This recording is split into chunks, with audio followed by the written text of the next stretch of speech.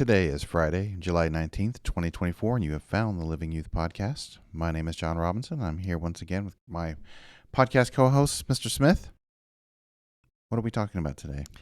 Well, on one hand, it feels a little weird because a couple of episodes ago, we sort of talked about politics and how we don't get involved in politics. We don't normally like to revisit topics all that often. At the same time, between now and that podcast, there was an assassination attempt on a candidate for president of the United States. So we talk about current events and culture here, and so it seems like, boy, we need to talk about this because we want to think about things like this with a biblical brain and not the kind of brain the world wants to hand us. So today we're going to talk about the assassination attempt on Mr. Trump.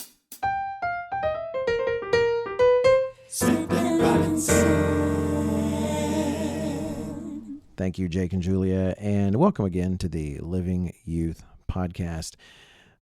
Camp is going on. I doubt that many of you are listening from camp, but at the same time, if you happen to be, just so you know, we've been praying about all of you and that camp would go well. And I do know I'm looking forward to having my wife and 3/4 of my kiddos back. One of them's still here. A few days is one thing, but it's more than 2 weeks, isn't it? It really is when you include all the traveling and such. It really is. So, yeah, I'm very, very excited that they'll be home soon. I'll bet.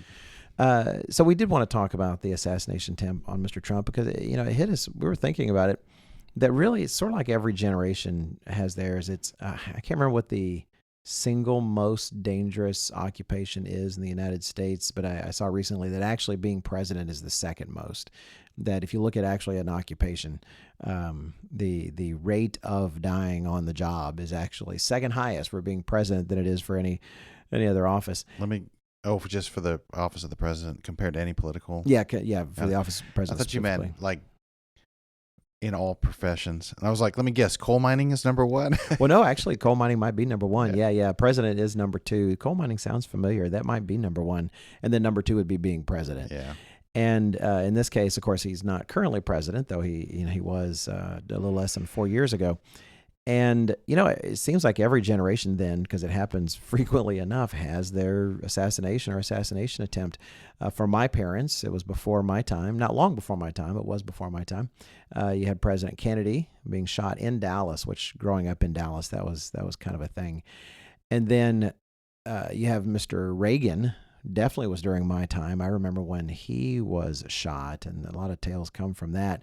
And even those are the ones we hear about, that we know about. Actually, there's actually quite a few attempts here and there. Often they're foiled far earlier in the plans. Gerald Ford, of all things, one of the most, you might think, inconsequential presidents, who really didn't, it's not like his tenure was really known for anything dramatic. Even he had assassination attempts concerning him.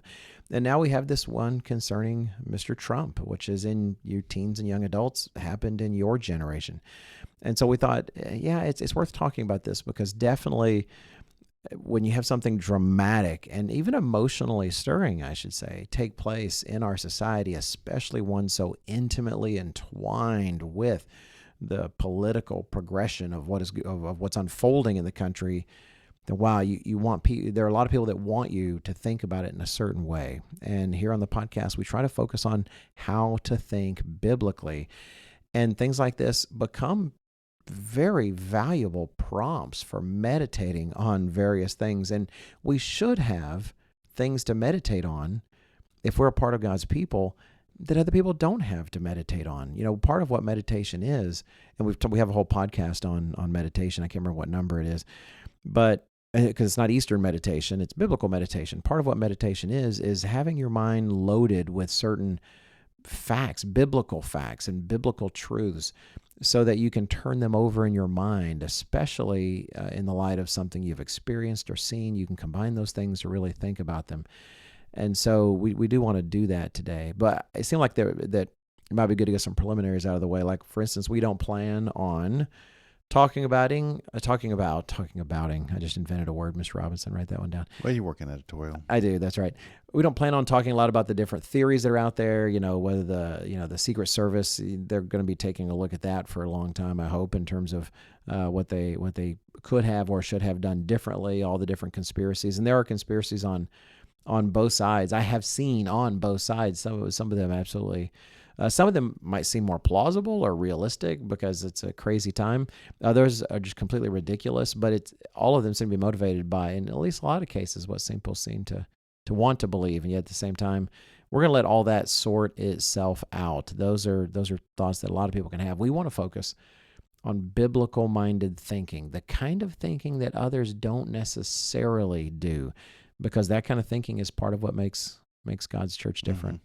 And, if you expand outside just the president of the United States, I mean, historically, you and I have talked about this many times, becoming the leader of a nation or empire many times came in the aftermath of some kind of assassination.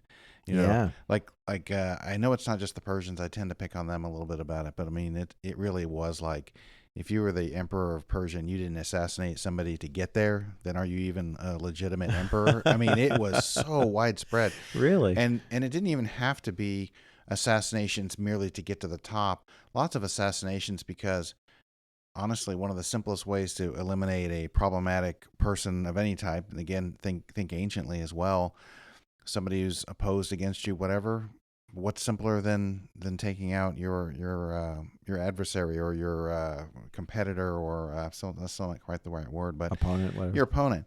And I would argue, I mean, that was the conclusion that the Jewish leadership at the time of Christ came to. It was right. Killing Jesus Christ was the easiest way by far to get rid of somebody that they felt like was actually just a problem. No, I think you're 100% right. And I feel bad you're talking about, the best way to move forward was, assassinating. I'm over here laughing, like that's hilarious. Mm-hmm. But at the same time, it does seem odd to our modern mind, right? Mm-hmm. That you would think that versus, there's a reason that Nehemiah was a cupbearer, for the king, because that was the environment then. That's what happened.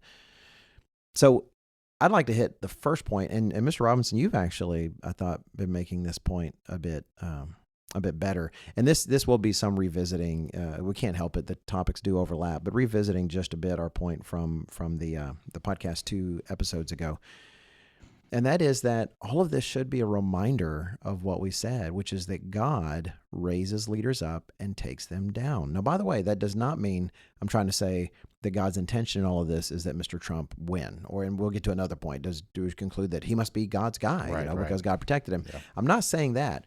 What I'm saying is it's dynamics like this that you have no control over, that God does have control over, end up making such a big difference in the results. And I'm just going to remind you of some of the verses we talked about last time, like in Daniel chapter 2.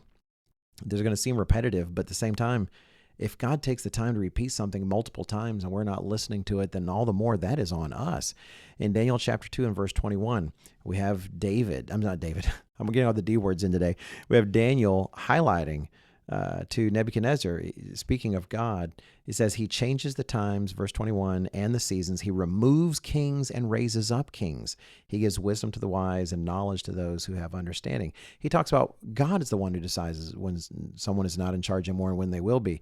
Why did Mr. Trump, why was he made president in 2017, the inauguration being 2017?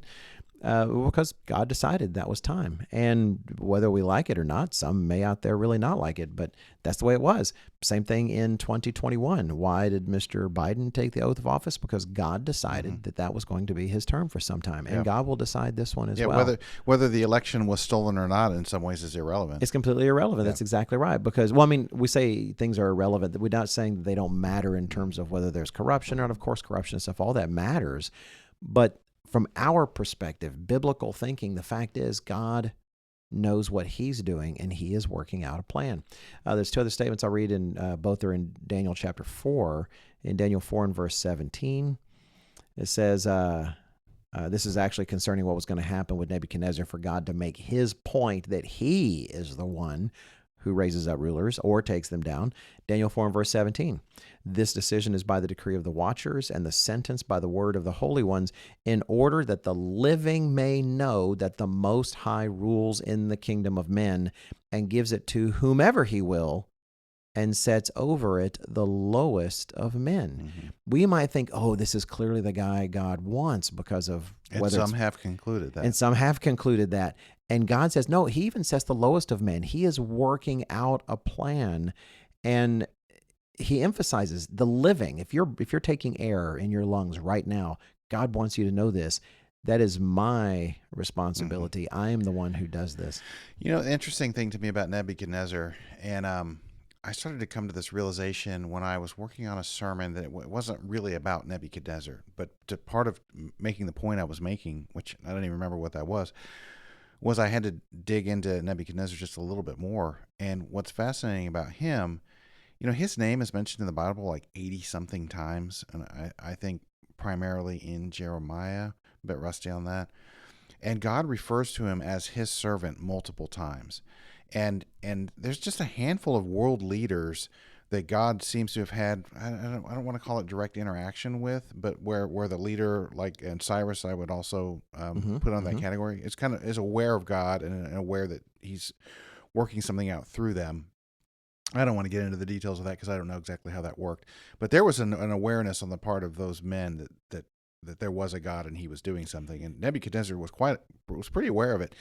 So it's not like God caught him by surprise and, well, this is all news to me. I didn't know. He should have known better. Yes, and I really like the way you put that, because I think that's part of the element of here. It's not just God picking like, oh, this guy, he's wonderful, I want this. No, God is working a plan, and God raises and lowers men in accordance with that. And some of these, you're right. When I was looking for some of these verses, I was just kind of lazily going to my search feature on my electronic Bible and typed in Nebuchadnezzar. I thought, oh yeah, but it was all over the place. You're right. God's hand, his thumbprints, if you will, or fingerprints on Nebuchadnezzar's reign are clearly all over the place. And yet that doesn't mean Nebuchadnezzar was a good, godly person. No. Go look at what he primarily used him as a servant for. It wasn't exactly pretty. Right. That's exactly right. And even though the whole bow down to this idol or I'm going to throw you guys in the fire thing didn't work out so well for him. I mean, it did in a sense because it helped open his eyes to just how important and big God was. It's not like suddenly Nebuchadnezzar became not an idolater, right? The fact is, God does use these people of power here and there to shape things the way he wants. And I think it's strong in verse 25, the last one I'll bring. This is when he's telling Nebuchadnezzar that, I'm going to drive you out like an animal. You're going to be like an animal for years because you need to realize you need to be humbled. And not humbled to where he completely embraced all of the truth and God's way of life, but just to a certain point that he could use them in certain ways and to kind of correct him. And he speaks at the end of verse 25. He says, after all of this time, he says, till you know that the Most High rules in the kingdom of men and gives it to whomever he chooses. And it's so easy to just focus on the leader aspect, like that, and gives it to whatever leader that I want at the time, whatever that is. But I like the earlier statement where it says so that you know the Most High rules in the kingdom of men. It's so much more than just the leader. It is that God is working out a plan to his glory and for his purposes. And sometimes it's picking who wins, it's picking who loses. It's the means of how that happens. Like, for instance, in this case with the assassination attempt on Mr. Trump, whether he wins or not this coming election, the fact is the dynamic in American politics has been shifted in a very particular way because of that. It's not going to change back to the way that it was before that. Even if some of the fundamental, and we'll get to this point a little bit later, even if some of the fundamental facts are the same, there's so much that has actually changed in terms of the dynamics. So that was the first thing we really wanted to highlight, is those things from our last time. And maybe you can elaborate. I mean, maybe you're about to say something else, but I like what you're putting in, that it was a good illustration that with barely an inch to go, you can do all this effort trying to achieve a democratic result, and then it can be changed in an instant. Right. Well, my first thought was, so my mind tends to go towards maybe somebody who's a little more active and thinks, man, we should get involved in these things. And there's a lot of ways you could get involved into our political system. And let's say you thought, because as we've been on record here on this podcast before, there are others who have gone on record about how important it is to get Donald Trump back into the White House. Oh, yeah. People tempted to start speaking politically, right? And Donald Trump's head turn was like 1 degree was the difference between him living and dying. And if this had been 1 degree the other direction, we'd be talking about how Donald Trump had been assassinated, and that's it. Guess what? He's not going to be president of the United States anymore. So like any effort that was put into supporting him or trying to help him get elected, it's just gone in a second. Right. I told you this earlier. I listened to there's a lot of ex special forces snipers out there who came out and talked about this, and one of them said the most interesting thing to me. He said that when Donald Trump moved his head at that last second, he said the bullet was probably already in the air. Like that's because it was that close. It was that close. Wow. So that was pretty interesting. But just and it just does make you sit back and be in awe of how close, just fractions of inches, things can be that would completely change the trajectory. Boy, that's a new word I can't say. Trajectory. And just so close to being a very different podcast. Yeah, 100%. It's a good reminder that there's so much of all of this that we are not in control of. That God, with one decision, God can completely change everything, where all the efforts of man to accomplish some purpose. Actually, I'm reminded of something. I know I've said it many times, that Mr. Senna said at a feast. Mr. Phil Senna, friend of the podcast, was at a feast site, and he was trying to remind the audience that they need to look to God for things, and that no human, including your pastor, is not capable of fulfilling the things in your life and that God can, and is not as sovereign as God is. And I think his comment was, I can't even get to my kid's soccer game. I can't even guarantee I get to my kid's soccer game on time, or football game. I can't remember what it was. And that's exactly right. Same thing. All this effort can be put in, but things like this are a reminder. It really is an effort of men. God is going to do what God is going to do. And then we're only guessing where we go from here. I know some have concluded it's because, God is protecting Trump because he's supposed to be in the White House. But even that is not, it's not a guarantee. We don't know what the result of this is going to be. That actually is such a good segue. I'm going to jump to the third point that I thought we could talk about and come back to the second one. The second one's kind of a test. At least I've used it to test myself. But Mr. Robinson, I want to say amen. We don't do that thing normally. But anyway, yes, absolutely. Because that is another point. Okay, so this has happened. And I would say, I think you probably agree with me, Mr. Robinson, and we've talked about this that whether it was a miracle that's obvious as where the bullet stops in midair and hovers there, and everyone's able to see it, like the Red Sea, right? At the same time, God also does work in circumstances. And we want to be careful of concluding that every low probability event was necessarily a miracle. At the same time, Mr. Robinson likes to say some phrase about how there's no such thing as coincidence, or not coincidence. What was it? What's that phrase? What do we say about coincidences? Rarely is the universe so lazy. Yeah, that's right.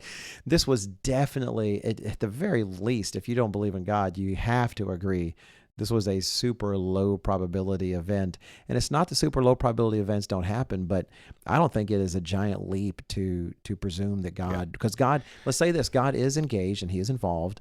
He definitely could have allowed that to happen, but clearly God did not want that to happen. No, I do agree with that, because I am driving the bus of being in the group of people that's very, very, very careful and very reluctant to attribute everything to God in some way or the other. That he intervened here and intervened there.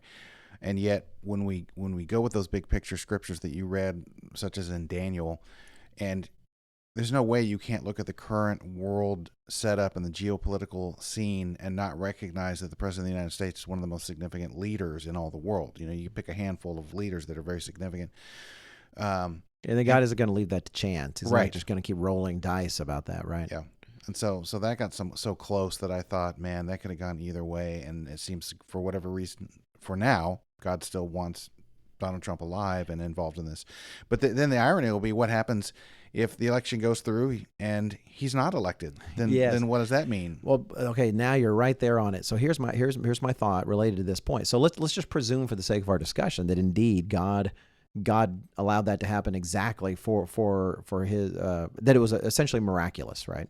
Let's go ahead and just presume that for the sake of discussion. So here's the point, that if we're going to think biblically, it is very tempting to begin drawing conclusions about why God did something. Like, he did that because he wants Mr. Trump to be president this time, or he did that for this reason or that.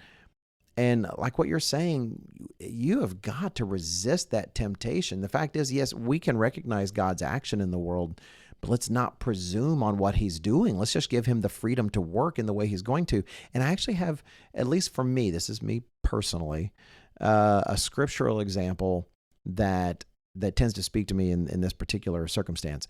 And I'm reminded as we go there, it's in the book of Acts. And I think of times like when Peter was released from prison. One of my favorite stories, and Mr. Gwynn used to bring it out so well that, Peter's released and he doesn't know if he's in a vision or what. He's just kind of walking. Next thing he knows, he's at the door and knocking on the door, and the girl answers at the door. She hears it's Peter and she doesn't open it. She runs in to tell everybody. And all the people there, like, well, shut up. We're trying to pray that Peter, God will take care of him and release him. And he's like, well, yeah, he's at the door. Like, shut up, kid. Anyway, sure enough, it was Peter. So you have situations like that where God clearly freed someone. Well, then you've got Acts 16. I just think Acts 16 is fascinating to me because God was clearly working something in the scenario, but then what was God working? So in Acts chapter 16, I'm going to start in verse 23. So you have Paul and his companions have been arrested and they've been beaten. And they're in prison. The Romans have thrown them in prison. So in Acts chapter 16 and verse 23, I'll start there. It says, when they had laid many stripes on them, they threw them into prison. Did I say Peter? If I said Peter, I meant to say Paul. Hopefully I said Paul, but if I didn't, I meant to say Paul. They threw them into prison, commanding the jailer to keep them securely. Having received such a charge, like he's going to take this serious. They said, you better keep these guys secure. So he took it serious. It says he put them into the inner prison and fastened their feet in the stocks. They weren't just in the jail cell. He made sure he put chains around their feet. He made sure that they were definitely secure. So it is clear to him that the people in charge want these people truly secure. Well, then what takes place? It says, but at midnight, Paul and Silas were praying and singing hymns to God. I pray that's what I would be doing if I were ever jailed. I can't imagine. And jail back then wasn't jailed now. No. There was no cable TV in the rec room or anything like that. Yeah. So here they were praying and singing to God, including with all that it says. In fact, it says the prisoners were listening to them. So here they are in this kind of rat hole jail cell, and all the prisoners hear them. And then verse 26, suddenly there was a great earthquake, so that the foundations of the prison were shaken, and immediately all the doors were opened, and everyone's chains were loosed. Clearly a miraculous moment. All the gates have been opened, and even the chains that were on them have suddenly been loosened. If you just stop the story there, it would be so easy and tempting to think of this as another Peter story. Mm-hmm. It's like they've been unjustly jailed, right? And so God is freeing them to go outside and begin preaching, whatever the case is. And that's what fascinates me, is what happens next. Verse 27, and the keeper of the prison, awaking from sleep, it's like, oh, what was all that? And going downstairs, or whatever downstairs, going and seeing the prison doors open, supposing the prisoners had fled, because of course you would suppose mm-hmm. that, he drew his sword and was about to kill himself. He recognized at this point he would rather suffer at his own hand than what they would do to him after having been told, keep these guys super securely. And now he's lost all the prisoners, but they were still there. Verse 28, but Paul called with a loud voice, saying, do yourself no harm, for we're all here. Now, to me, it's just remarkable that Paul and Silas were still there, right? But let alone that all the other prisoners were still there.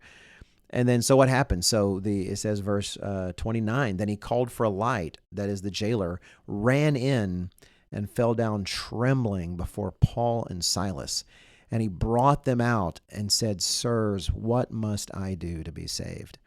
And to me, it's one of the most moving stories in terms of what God is doing. But you could have presumed so many things about what God was doing in that moment. But what God was doing was actually simply working in two groups of people's lives. One, he's working in the life of the jailer.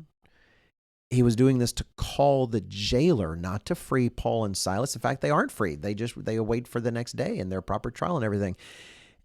But to work in the life of the jailer, to call him specifically, and his whole ends up being called. but frankly, to work in our lives, to give us an example through time that would resonate with us, that we don't always take the easy way out. We don't always, we yield to God the larger picture and what he's trying to achieve. So I know it might seem like I'm making a lot of this story, but man, it's really impacted me in this way, that even when a miracle takes place, I want to be careful to presume, I want to be careful not to presume why God did it. Yeah. Maybe God did this to help ensure Mr. Trump's election. That's entirely possible. At the same time, something could happen later that does take him out. I mean, there's still the possibility, right? I mean, there's terrible things that could happen between now and the election. And so do we conclude, well, he did want to get elected, but now he doesn't, or who knows what. I think we need to respect God enough and be wise enough personally to step back and not presume on his purposes while we can still recognize his actions in the world. If anything, it's a time to be humble and trembling before God and realize he is acting in the world, and to let him do so. Yeah, no, that was all very good. So when I say that last part in particular, I enjoyed. Would imply I didn't enjoy the rest, but I enjoyed all of it. But like I even though I just said I try to be careful about attributing divine intervention to Too quickly. Too quickly. Yeah, thank you. That's a better way of putting it. Yet at the same time, it really feels like even more than we were, 4 years ago when COVID kicked off and things were very different. For some reason, it feels to me like we are just in a really curious time, and anything can happen. And I don't know.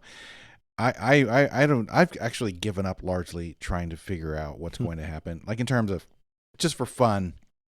Well, I think so and so is going to get in the White House, and then this is going to happen. I don't know.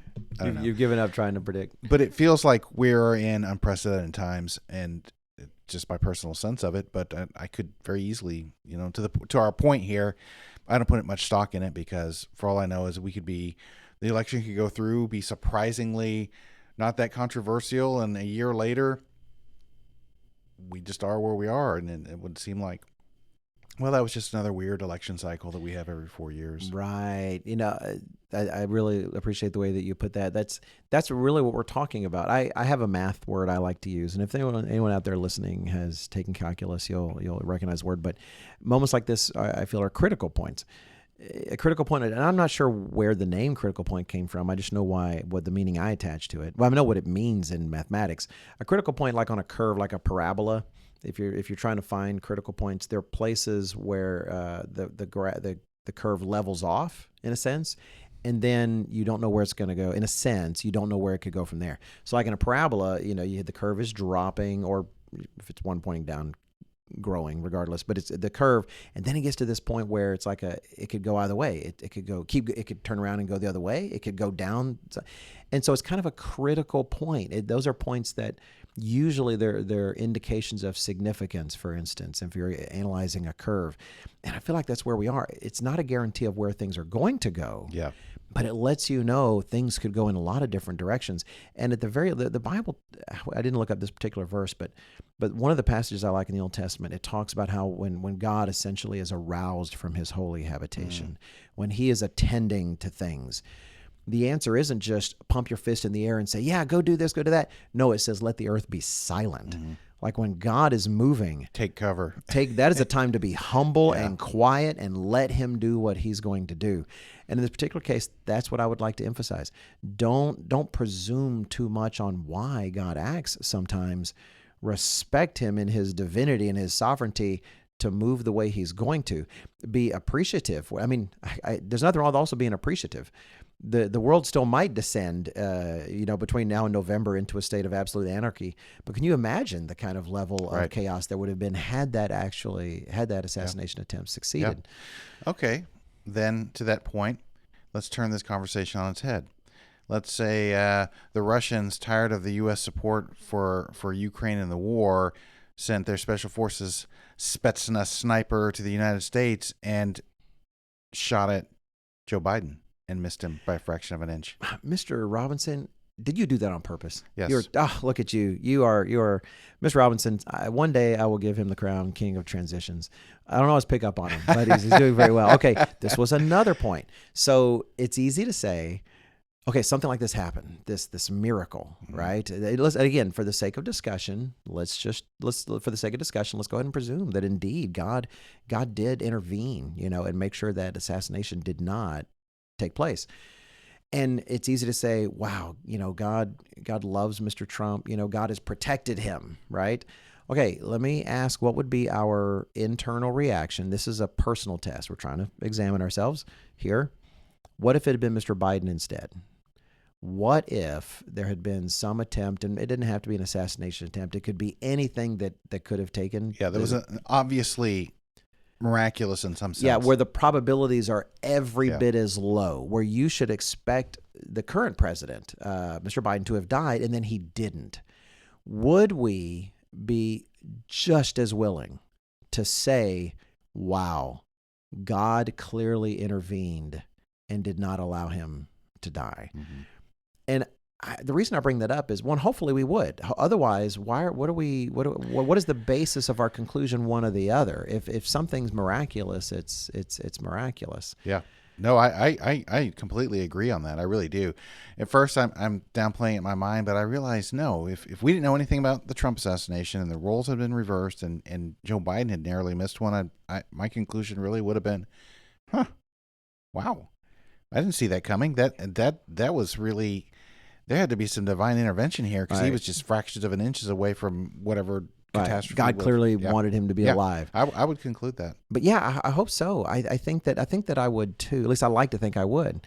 Now, again, that kind of helps to emphasize the previous point. Does that mean that God would want that person to win? Not necessarily. It does mean that he would want him still alive for various causes.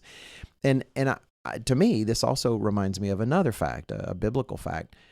And this goes back to what we were saying even earlier about Nebuchadnezzar, which is that just because God does intervene, it doesn't mean or uses someone.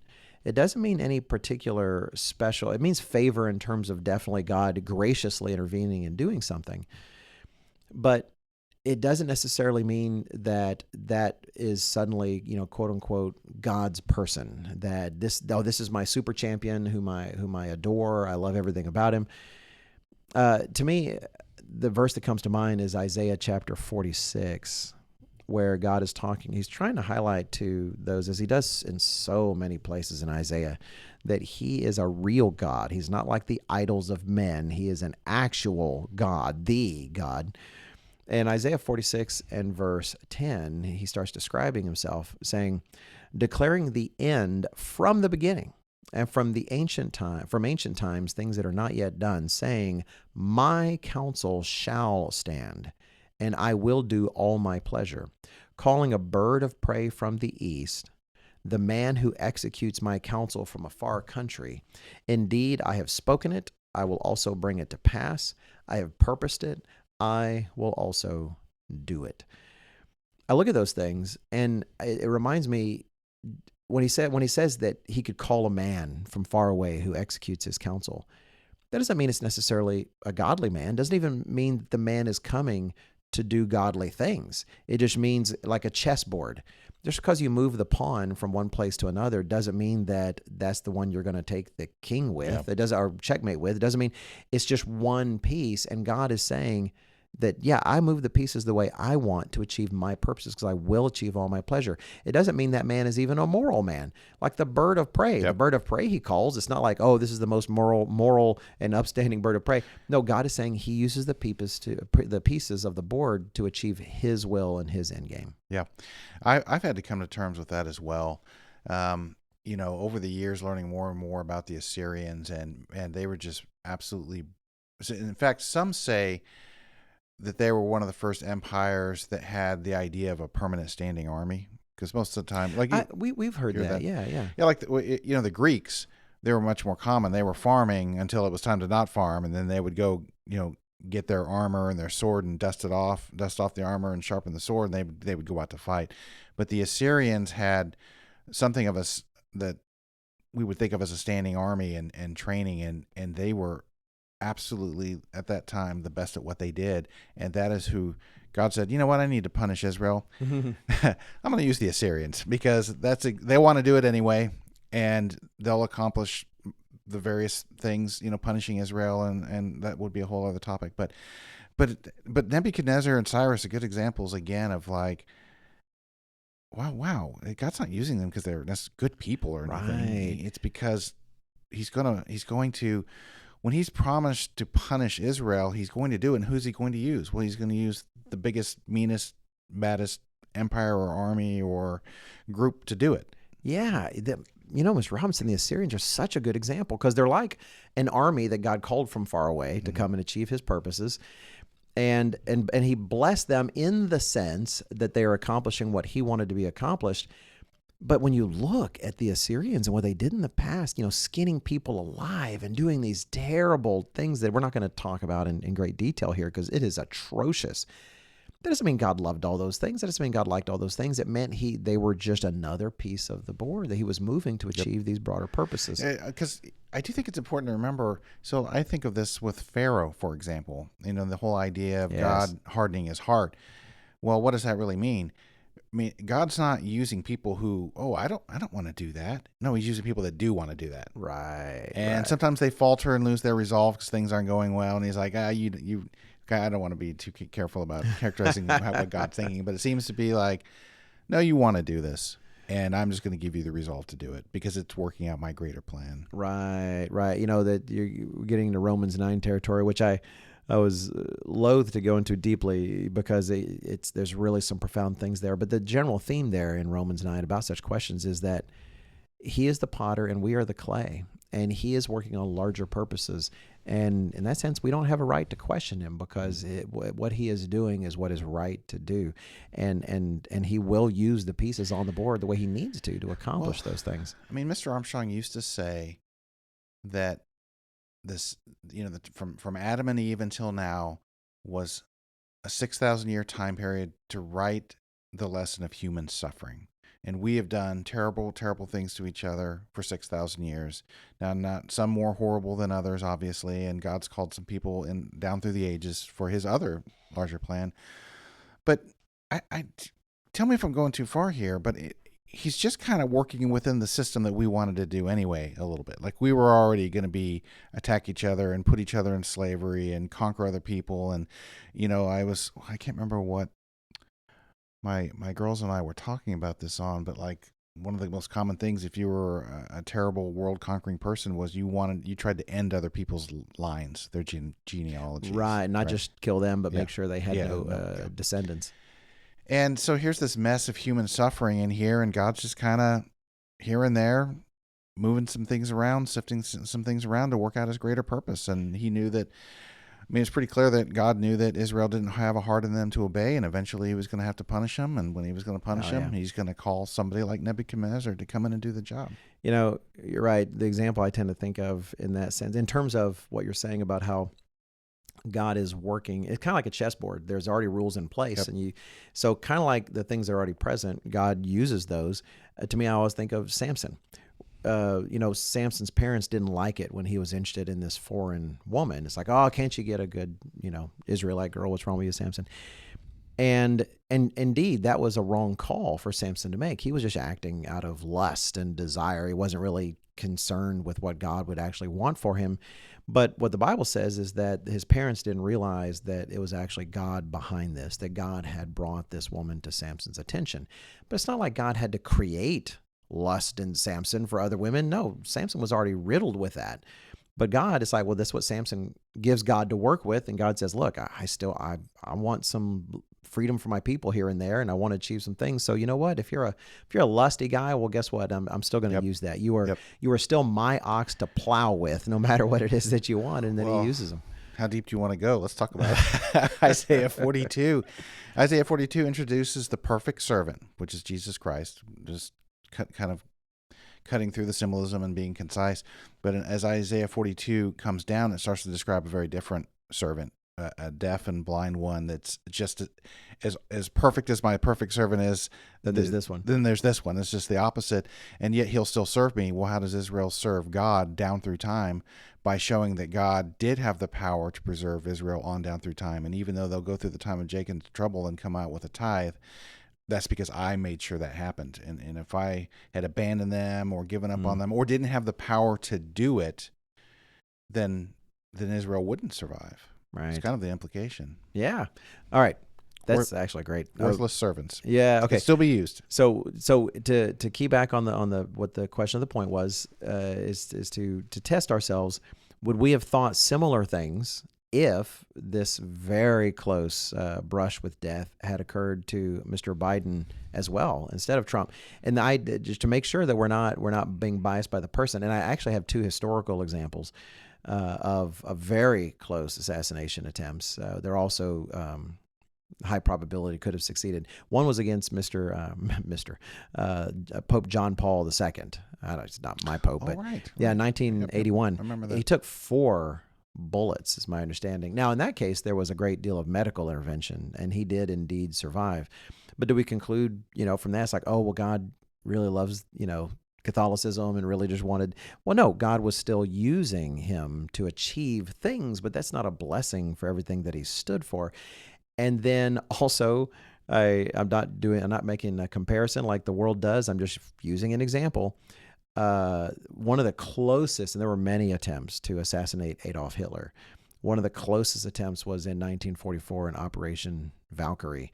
I know there's a movie about it. Tom Cruise starred in that. Yeah, I have not seen it, but I have read the details about it. And that was extremely close. If someone had not simply moved the briefcase that had the bomb, not knowing it was a bomb, they simply moved it to a different part of the room. It was positioned in such a place that this really heavy planning table suddenly became a potential shield for Adolf Hitler, when if it had simply been left where it was and not moved out of that one person decided to move this briefcase, then that would have been the end of Adolf Hitler. Yeah. Wow. But do we say all of a sudden, oh, well, clearly God, well, no, we can recognize when God has intervened and when he's done something. But when we put other people in the place, to me, it helps me separate any kind of feelings or thoughts about the person and remind myself, no, that's God moving in history, because God will shape history in such a way that he's achieving his purposes. And not to allow myself to get, let me just say this, just because I frankly do believe that God did not want Hitler to die at that time. He wanted him to live all the way up until, he ended up ending his own life at the bunker.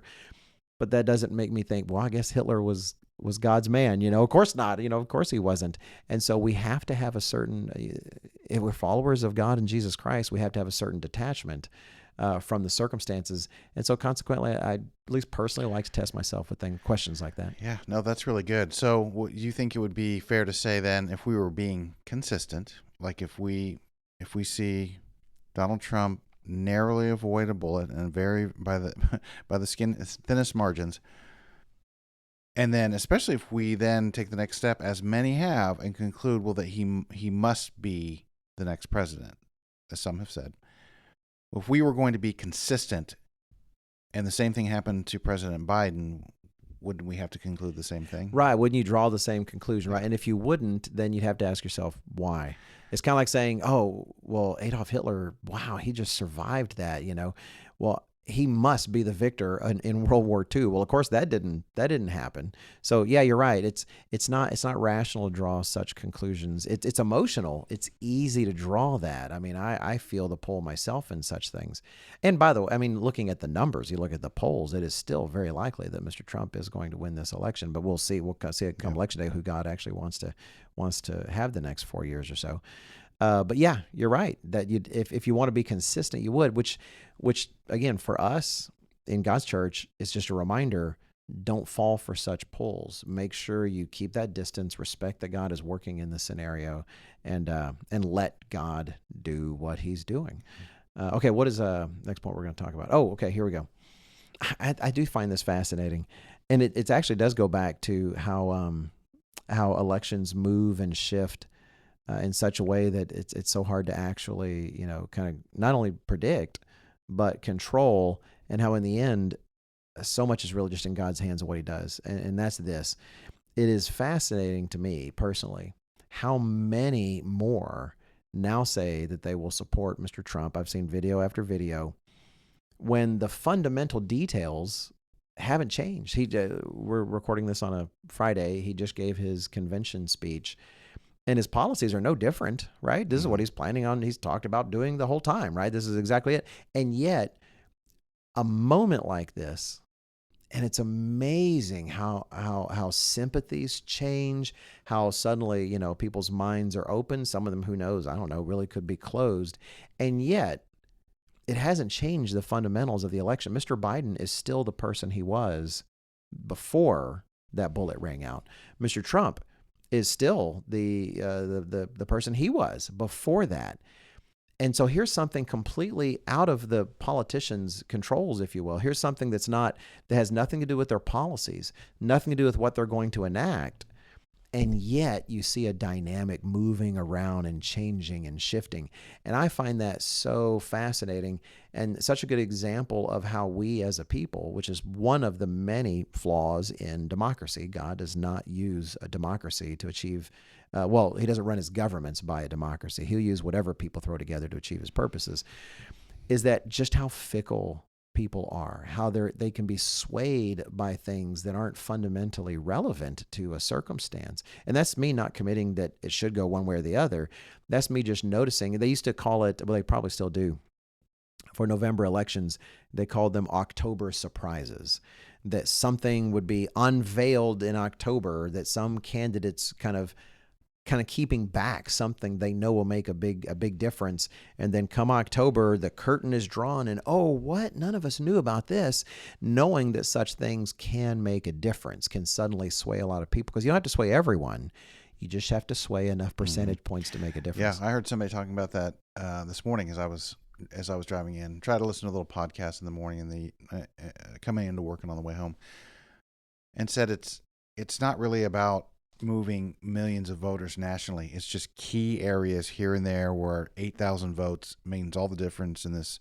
Just like I think he used Wisconsin, actually. We'll have to have Mr. Sandor weigh in on this. He said there's really only 4 districts that really swing the state one way or the other. And so if you can swing the votes in those by just a few thousand in some cases, you'll win those districts, which wins the state, which wins the electoral college vote. But, to your point, though, this is interesting to me. It doesn't change who Donald Trump is. And what's interesting then is, and people attributing, in fact, we won't get into it, but I was forwarded this article by, actually not even clear on who this person is, but started comparing Donald Trump to Elijah the prophet, and had some interesting parallels in there. That this is God's man. Now, I could undermine myself by saying we just talked about how God uses Nebuchadnezzar to do his will, so maybe in that sense that's possible. But a number of people noted that first day of the convention, the platform of the Republican Party was updated, and some troubling things were changed in it politically. If you're a true Christian, or even if you're a quotes in the air mainstream Christian, soften. In fact, almost anything that was left of the Republican Party that had some kind of something negative about the LGBTQ community is essentially gone. They don't have that in their party anymore. They've considerably softened their stance on abortion. From what I understand, I know that Donald Trump is okay with abortion under some certain stances. Maybe you can elaborate on that. But apparently, Mr. JD Vance also is kind of soft on abortion. And it's really interesting. I took an excerpt from an article, because my point is, again, coming back to the big picture that we keep talking about, which is, is God a Republican or a Democrat, kind of idea. Well, you must be a Republican because, of these various family values disappearing from.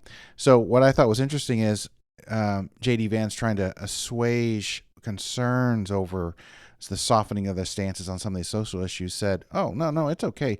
Social conservatives will always have a seat at the table. It goes on further in the article. He said, Social conservatives have a seat at this table, and they always will. So as long as I have any influence in this party, and President Trump, I know, agrees, the Republican Party has softened many of the social policy pillars within its platform, including the traditionally sacrosanct issue of abortion. So, again, the mistake of putting any stock into a man-made institution or things run by men. God warns us all the time to not put your trust in men. And so for me, now when I was younger, I had a different take on this, but I like to think as I grew, evolved in an appropriate way, became more mature, I realized truly, I think it's because I'd seen enough politicians turn on their own principles and morals and do something you thought they'd never do. Pretty soon you're like, well, you can't trust anybody, which is kind of the point. Right. No, it really is. Yeah, Mr. Trump kind of said early on, and I think I've said before, maybe even on the podcast, that I appreciate the transparency of it, but I don't appreciate the position, which was that he was upset or disagreed with some senators and such, people running for office that were pressing for abortion bans on a larger scale, and he felt that you shouldn't press for any kind of ban earlier than 15 weeks. He goes, I don't think you can get elected if you press for that, and he said, and you got to win. Well, the fact is that is true. You do have to, if it's a democracy, you have to win. You have to win over enough voters to have any power at all, which only goes to say, is that what God actually wants? No, it's not. And so you have these positions, and so you have people swaying, and you have people discovering part of what the angle they're taking is being a big tent party. Yes. They realize they're on the verge of in fact, I saw as a New York Times article columnist saying that I can't remember his exact words, but he was saying that in recent memory, he can only think of 2 conventions that he's ever watched. As a political wonk, he's watching these things. 2 conventions he's ever watched where you could tell they recognized they were winners. Like they recognized they're on the cusp of winning in a giant way. One was, I think it was the first Democratic convention that nominated President Obama. Well, he wasn't president at the time. That there was a vibe, like you could tell they realized we're on the cusp of something great. And he says this Republican National Convention, he says this one, you can tell these people feel like winners, and they feel like they're about to win. And part of being a big party is trying to, and that's part of what the Democratic Party hasn't done, is they've become less of a broad tent. When you have a lot of people that are super liberal right now, they're super liberal about various policies. They're pro-abortion, but they're upset about LGBTQ going as far as it has. They like the LGB part, right? But they don't like the T, and they don't like how it's going. And you see Republican calculators realizing, you know what, we can bring a lot of these people into the fold. We just need to do. That's a good way of looking at it. To be upset that, well, that's politics. Well, yeah, that is. Guess what? That's politics, and that's democracy. But in particular, in this case, here you have an emotional event with the assassination attempt that even when the positions don't change at all, you see something swinging. Like for instance, and we'll get to this in the last point, is that because I don't want to get to it yet because I want to read one verse, but it was impressive to see Mr. Trump, kind of pumping his fist afterwards, and trying to encourage the crowd, after something like that. And we'll talk about that in just a moment. But should a moment like that be enough to change your mind if all the principles are the same, if all the stuff that's going to be enacted, all the rest? It reminds me in terms of how God, when it comes to judgment, how God wants a mind that is clear thinking and is not swayed by the so many things that can sway our minds. And it makes me think of this statement in Exodus 23. In general, when you consider the poor, that is those who do not have money, they lack the means to get what they need, if you will. Man, God is a defender of the poor. I mean, so many places in the Bible, God expresses his compassion for the poor and for the widow and orphan who don't have a protector and a provider. And he invests so much in his word in terms of protecting them and safeguarding them, and condemns those who would take advantage of them, saying, if you take advantage of the poor, then you're setting yourself as an enemy against me, right? I mean, so that's how much God really cares about the poor. And yet, in Exodus 23, when he's talking about having to judge soundly and not following wrong principles and not following a crowd rushing to do evil and this and that, he makes a statement in Exodus 23 and verse 3. You shall not show partiality to a poor man in his dispute. And it's like, oh, well, doesn't he mean don't show partiality to a rich man in his dispute? Well, yeah, that's also a given. He says that in other places. Yeah, just because someone has money, you don't show him partiality. You judge fairly. But it's interesting that he takes the time in inspired words to say, not only that, you also don't show partiality to the poor. You don't let a sense of sympathy or concern or what, you judge righteously. You don't allow things to sway you inappropriately. And what I see in terms of the changing sentiment of so many, it's a good illustration of just how vulnerable that voters are and Democratic voters are to things that really don't change the facts on the ground. They're very vulnerable to sentiment and to the go of the flow. And just a good reminder that it's one more reason why God doesn't want us involved with a system that is so vulnerable to come to conclusions that aren't the reasons God would have conclusions drawn. What is your take on? I mean, it really does actually say something. I'm gonna have to give President Trump credit for this, former president. If I was just shot at and it became evident that somebody had just taken a shot at my head, I think I want the Secret Service getting me off the stage as quickly as possible. For him to have the presence of mind and, frankly, the nerve to stand up and not immediately be rushed off the stage and try to offer encouragement I'm still here, offer encouragement to the crowd, was actually quite remarkable.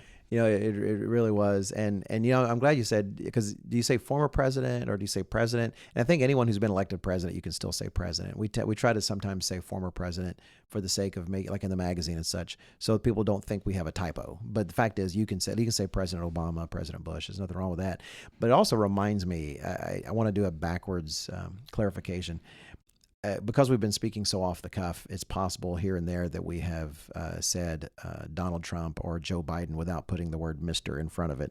It is actually our policy. We really try to make sure we put those in front and not take their names too informally. But I can almost guarantee we've done that several times. So please forgive us going retroactively, because we want to set an example for respect. And in that case, we don't know these fellows personally. And so, right, Mr. President Trump, Mr. President. And in fact, we're going to put a bunch of titles in front of their names. No, what he did really was remarkable. And again, that would be the case if it had been Mr. Biden or if it had been anybody. Certainly, I had to ask myself what I would have done. The fact that bullets were coming at him, that he actually had been injured by one. And he mentioned, I think, in his convention speech that he recognized, the Secret Service was there. He knew that they were taking care of him. At least the ones right there. But that said, you know it better than I do. What's the quote Mike Tyson gives about? Or a paraphrase at least. What he says? Yeah, everybody's got a plan until they get punched in the face. That's right. That's a great statement. Everybody's got a plan until they get punched in the face. And you know what? Everyone is bold and courageous until bullets are literally flying by their head and have actually touched them. And that he had enough, whether it's courage, presence of mind, whatever it was, to before he left, to try to encourage that crowd that he was fine and that to be strong. I don't care what stripe you are. I saw praise coming from the UK article, magazine articles saying that was actually rather astonishing. And yeah, we should, again, thinking biblically, be able to recognize a courage and a moment of leadership, no matter where we see it. Even if he kind of consciously realized this was an opportunity to look like a how do I want to describe him? Heroic. Still, to have the presence of mind to go, let's not get right off the stage. There's an opportunity here. Yeah. And then I can't imagine. Well, no, maybe it's possible he would have realized there'd be photos taken. But that one, and I've seen. My daughter sent me some GoPro footage. I'm gonna assume of that person moving around to get the shot. Oh yeah, because when I saw it at first, I assumed it was fake. Because you're speaking of the shot with the flag in it and his fist raised, and it was a remarkable shot. Hats off to that photographer. But this footage shows how they maneuvered themselves around. Like bullets are flying, and even the photographer's like, "Well, I guess this is why I'm here, right?" And he moved around, and I think you told me that people who know that photographer are like, "No, he's Oh very yeah, good," and that was he's a guy really into Brazilian jiu-jitsu. But yeah, someone analyzed it and watched the footage of photographer and highlighted that people say, "Man, what a lucky shot," and they say, "No, that was not. This guy is a professional, and this is what they do." And you can even see, if I recall, when he takes the shot, I'm sure he's taking a ton of shots, right? But he even angles the camera in that moment because it's instinct by then, and you're crafting the shot right there in the moment. And so no, that was professionalism at work. And yeah, let's just say, it's easy to think, oh, I bet he's thinking, oh, this is really going to work out well for me. What I need to do is no, you just had bullets flinging at your head. Yep. You're not thinking in that kind of Yep. sense. You're definitely acting on a certain instinct, but yet don't dismiss that too quickly, because I saw someone try to dismiss it. Oh, he was just showboating. Well, look, one, if you had presence of mind even to showboat when bullets are coming at you, I'm still going to be impressed. But secondly, you have to understand part of what leadership is. The fact is, when you're a leader, everybody is looking at you, and that is part of your responsibility. That's why some of the great generals of the past, there's a reason they would get out in front of the troops. Yeah. They weren't just in front of the troops to fight others because they were brave. It's because they also knew the people who follow them needed to see that, Yes.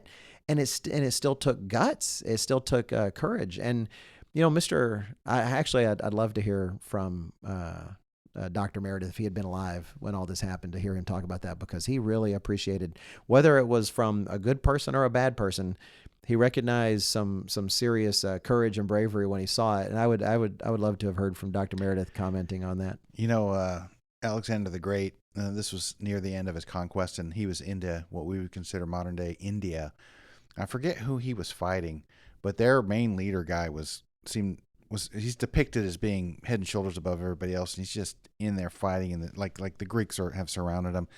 And Alexander was so impressed at his fighting. He I don't know, he did something. I'm rusty on. Did something dramatic, but like when the fighting was over, like offered him a position or some in some way to help Alexander's army, because just nothing but respect for how this guy fought in that battle. And wow, oh, that's fascinating. It does make a difference. Part of leading is being visible. And at the time, if he had just been carried off that stage, nobody would have thought anything of it. You'd expect that. There's no one would have thought less of him for doing that.